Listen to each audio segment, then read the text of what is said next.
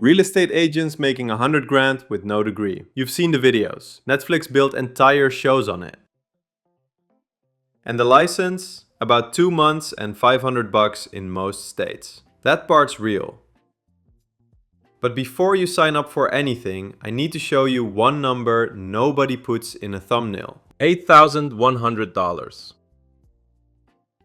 That's the median yearly income for agents in their first 2 years. Not a typo, not per month. The typical new agent earns 8 grand a year, while the top ones clear 125,000 plus. Same license, same 2 months of training, wildly different outcomes. So this video isn't real estate agent bad or real estate agent easy. It's the actual math, how the license works, where the money really comes from, why most new agents quit inside 18 months, and what the ones who hit 6 figures did differently. If you still want in after the honest version, you'll want in for the right reasons. First, the job. Forget the mention tours.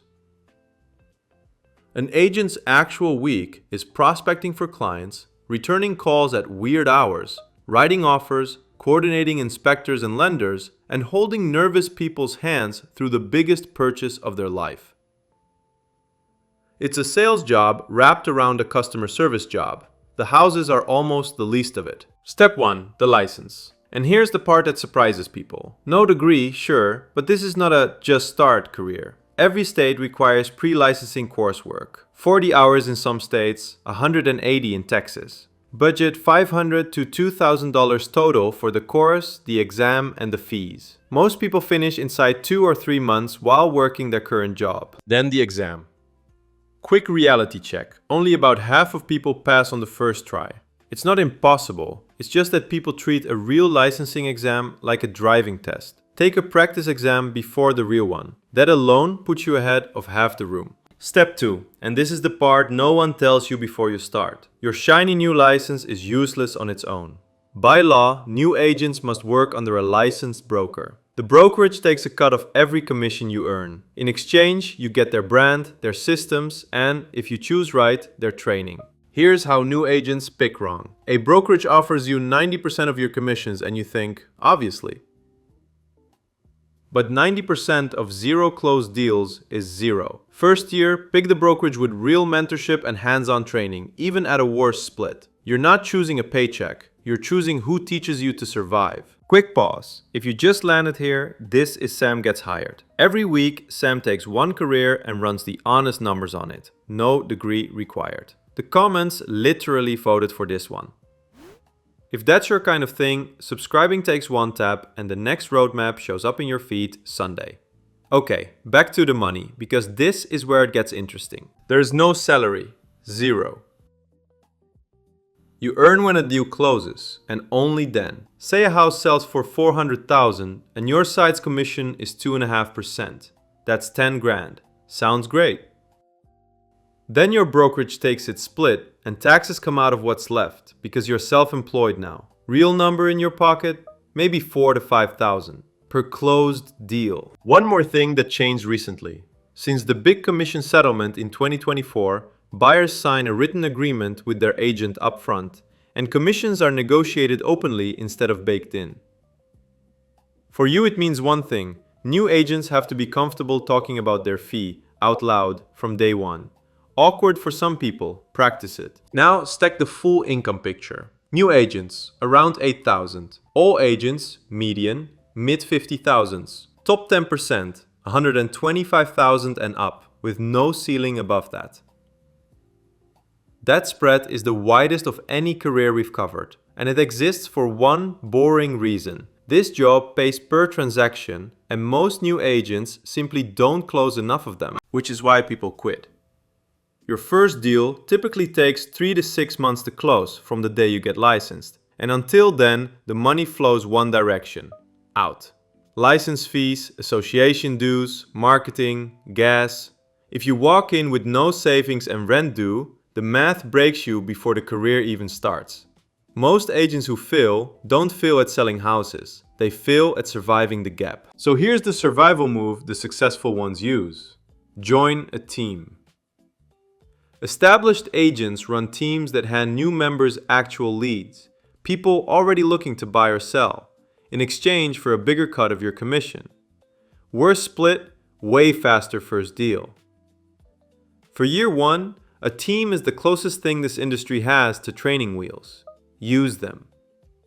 Second move, your first clients are already in your phone. The industry calls it your sphere of influence. Friends, family, co-workers, your barber. Most successful agents build their early business almost entirely on people who already knew them, then let referrals take over. If telling everyone you know, "I'm an agent now," sounds mortifying, that discomfort is the actual entry fee for this career. Full timeline, honestly. Months 0 to 3. Coursework and exam. 3 to 6. Your first closing, if things go well. The rest of year one, grinding your pipeline, probably earning less than a supermarket job. Years 2 and 3. This is where agents who survived start stacking deals, and where the six-figure stories actually live. Quick pressure release valve before anyone panics. You don't have to jump in cold. Plenty of people get licensed while keeping their day job and start part-time. Evenings, weekends, 1 or 2 deals a year. The honest trade. Part-timers typically clear 15 to 35 grand, not 100, and clients can tell when their agent is never available. But as a bridge, earn while you learn, quit the day job only when the pipeline can carry you, it beats starving on principle. Some of the best full-time agents started exactly this way. And here's a lever almost nobody mentions. Your market picks your paycheck. Commission is a percentage, so the exact same work on a $400,000 house pays double what it pays on a $200,000 one. Same phone calls, same paperwork, double the check.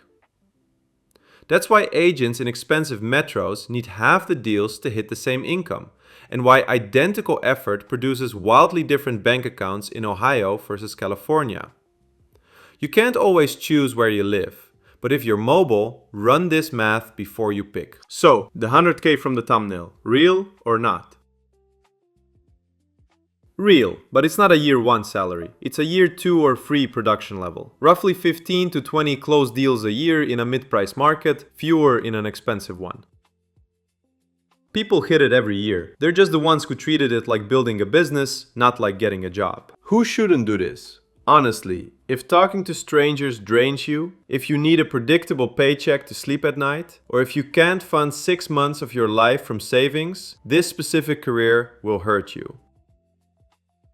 That's not a character flaw. Last week's video was a desk career with a steady salary. That path exists too. Pick the game that fits how you're built. The whole roadmap on one screen. Get licensed. 2 to 3 months, under 2 grand. Pick a brokerage for training, not splits. Join a team, work your phone contacts, close deal 1. And build your money cushion so you're still standing in year 2, because year 2 is where this career actually pays. That's the honest version.